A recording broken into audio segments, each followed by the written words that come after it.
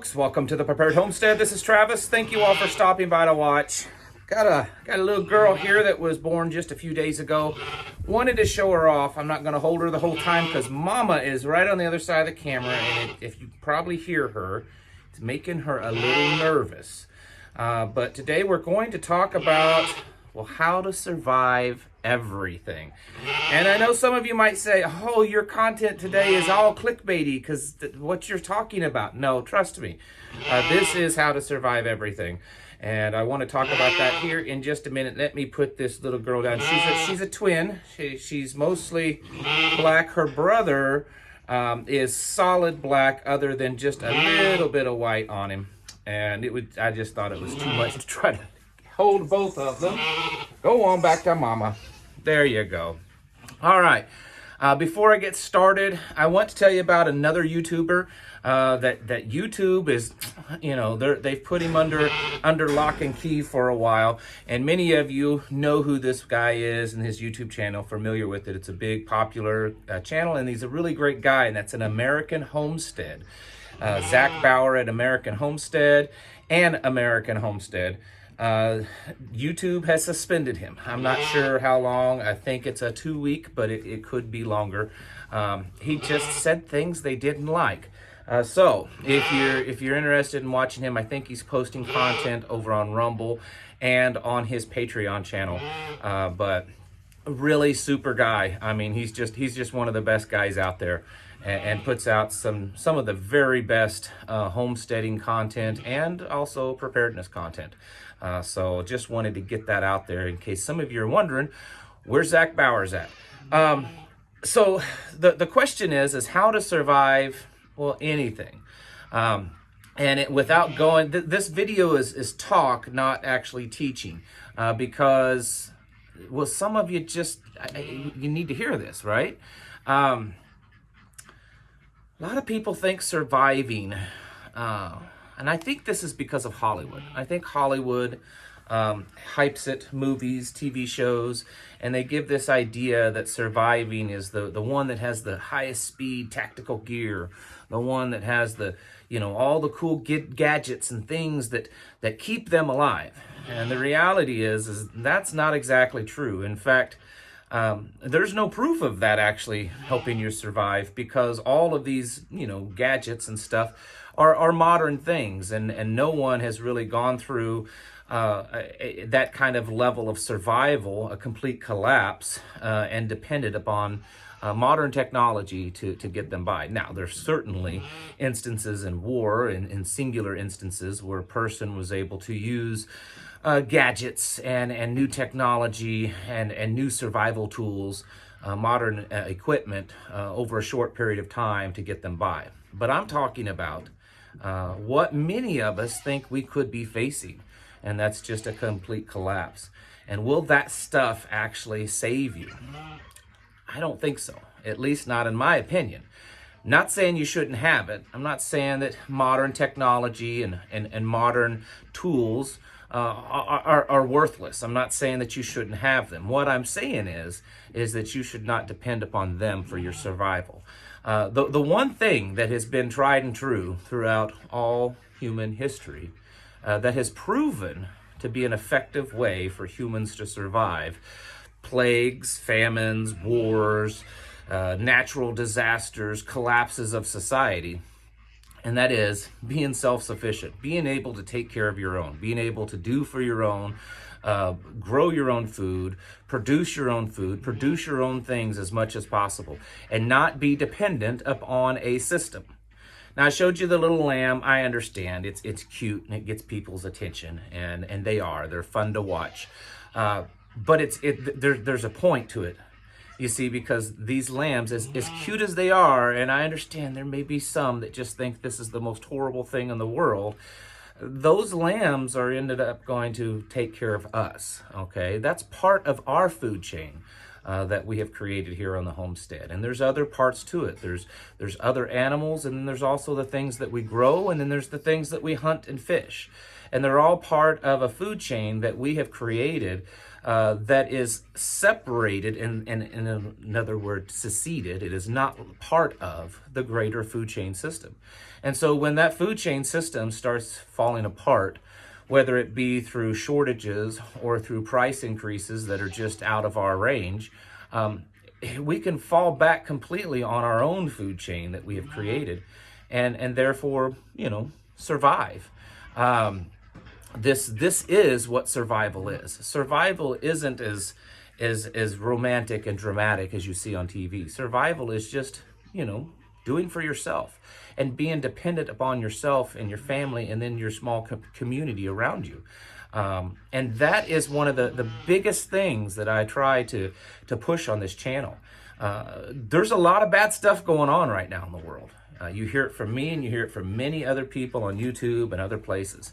I think a person would have to be forcefully and willfully asleep to not realize that things are getting bad. I saw this morning when I woke up in the news that there was an article from Fox Business, and it was from a billionaire grocery CEO, and he's telling people you need to start stocking up. He's saying, it's going to get bad. Food's going to get in short supply. Prices are going to skyrocket. And if you can stock up now, you will be better off. That's not anything that's new news to all of us, is it? We've been talking about this for years. But stocking up, that's only going to get you so far. Having food in your closet's only going to get you so far. It's good to have, and everyone should do the very best that they can and continue until there's no way you can continue any longer, until the prices are too high or the shortages are so great. Don't stop. I mean, you really can't have too much food. However much you think you need, you're most likely going to need more. But what do you do when you run out of food? What do you do when the system doesn't come back up like you hope it does, and you're starting to run low on food? That's a problem. What do you do with heating your home? What do you do with cooking? What do you do with when medicines run out or they're just not available for some reason? Have you thought through these things? Self-sufficiency, in my opinion, is the ultimate level of preparedness. It's not having the coolest bug out bag with 60 pounds of the latest, coolest gear. That's not the ultimate level of prepping. Anyone can do that. Anyone can go out and purchase the stuff to shove into a bug out bag. And I'm not discounting their need. I think they are important for certain circumstances. But what is vastly more important is having a food supply, having a stable, clean water supply, being able to take care of yourself, provide for your own defense, provide for your own heating needs, your own clothing needs, your own cooking needs, your own medicinal needs, as much as you possibly can outside the system. For us modern people, this seems so foreign. This seems like something that was done back in ancient times with an ancient people, and that we are so far removed from those days that it's very difficult for a lot of people to wrap their heads around truly living that way. And the fact is that all humans, lived that way not that long ago, and still today many do. It's not that far out of our reach. The only thing that separates us from that sort of living is having a decent work ethic, and then just the mentality of separating ourselves from this modern world and realizing that living more natural and more self-sufficient is the best when it comes to survival. I think it's the best when it comes to just everyday life. But I'm not saying that everyone has to go to that extreme.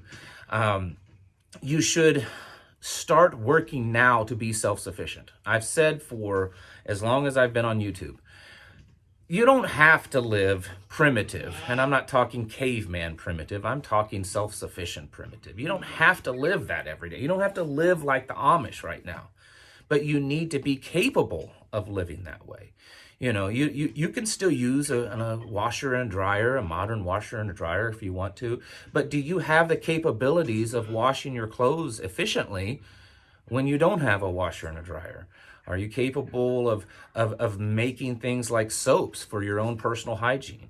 Are you capable of growing the foods that you need? Are you capable of supplementing or completely taking over any type of medicinal needs that you might have in your family by natural means when the pharmaceuticals could be in short supply or completely out of reach.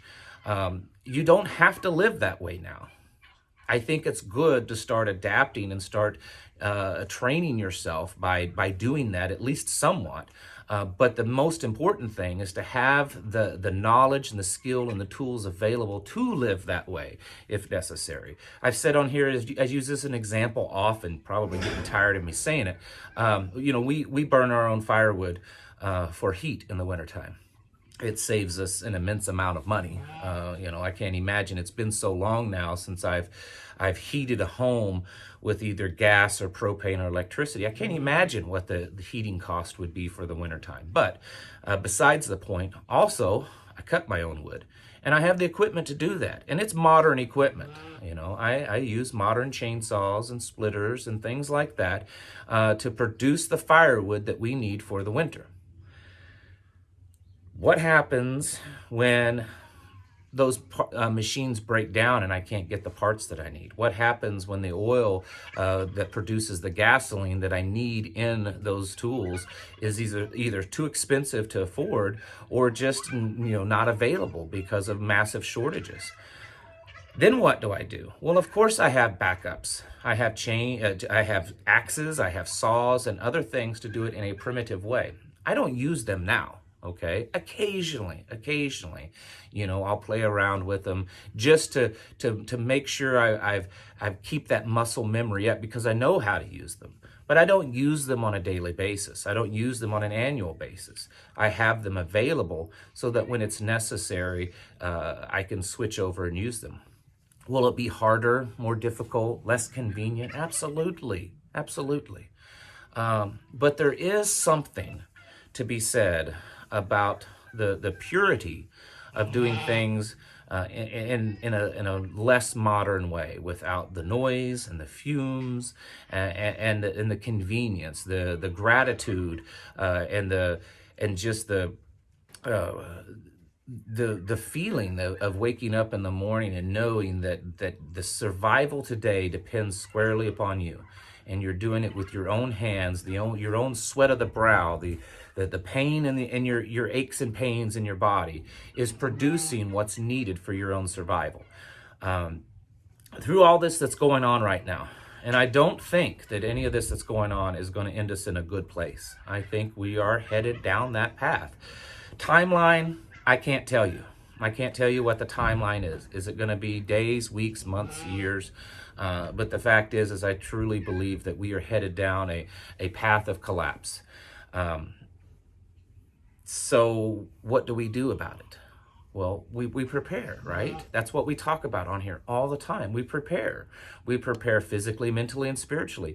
We acquire the tools and the goods that we need that support us in our preparedness. We acquire the skills and the knowledge. We acquire the mental capability, the mental fortitude, the emotional stability to make it through tough times. And we also acquire and build and refine and grow spiritually.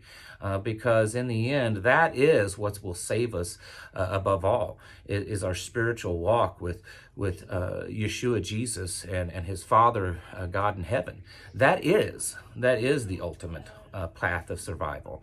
And so as this world continues to kind of spiral and we continue to build our preparations and build our skills and build our knowledge and all this kind of stuff, start really getting serious about doing things more simply, doing things in a simple, old-fashioned way. Again, it doesn't have to necessarily be primitive. I'm not telling you to go out there and build knives out of stones. Most of the stuff that you need to live this way can be acquired fairly cheaply. An axe and an old saw, they're not terribly expensive. You can find them at thrift stores and secondhand stores and flea markets and yard sales. In fact, I would rather you be trying to purchase the older stuff than anything that's new that's made. Most of the stuff that's new is junk, and the only thing out there that's new that is good quality is just ridiculously expensive because it's hard to make and expensive to make good quality stuff nowadays. And then above all, just the skills of getting out there and doing that. Start small. but plan on expanding, because this catastrophe, this crisis we're living in, is expanding rapidly also. You don't have the time that you would have if you'd started 5 years ago, where you can slowly migrate into more and more self-sufficiency. It does need to kind of pick up the pace some, but start off with some animals and growing, having a plan to heat your home if the electricity no longer works or the gas supply lines no longer effective. Have a plan to take care of your family medicinally. Do you understand how to do things naturally? Do you understand what plants grow in your area and what they're good for, and how to process them into a medicinal form? This and many other things are necessary for our survival, because self-sufficiency is the ultimate level. It's not some person running around half naked in the woods building fires with sticks and eating bugs. That's not the ultimate level of survival. That's basically just barely getting by. Our ancestors, our forefathers did this on a daily basis. That was just normal life to them, and we can once again do that. So start today. There's books. You should have plenty of books on the subject. There's lots of videos. There's lots of resources right now. Take advantage of those resources. Learning the skills right now and collecting the information that you will need later on. And make sure you have it collected in a good hard format, because there's no guarantee that we can Google everything, down the road once the collapse falls. You're out there during the collapse and you're trying to figure out how to butcher a deer. You may not just be able to Google it. So certainly start developing the skills and acquiring hard copies of that information, because that is the way to survive, folks. That is the ultimate way. And if you do these things, my little clickbaity title, if you do these things and you live as close to a truly self-sufficient lifestyle that you can, then you can survive anything less of a spiritual attack. You can survive anything in the physical world if you are truly self-sufficient. If you break away from the dependency on the modern system, the less dependent you are on that, the higher the chances and the probability is of you surviving. So folks, do that today. Make it a priority in your journey. The preparedness, again, it's not just a hobby. It's not just a something you do just to get you through a little storm. Preparedness, especially right now more than ever, should be a journey and a way of life to more and more and more self-sufficiency. We haven't accomplished it here. We have not become the ultimate, prepared, self-sufficient family, but it is a journey for us. It is something that we are striving for on a daily basis. And that's something that we should all do, because the more you do that, the far greater the chances are of you surviving all this craziness that is upon us right now. All right, folks, thank you for watching, and I'll catch you in the next video.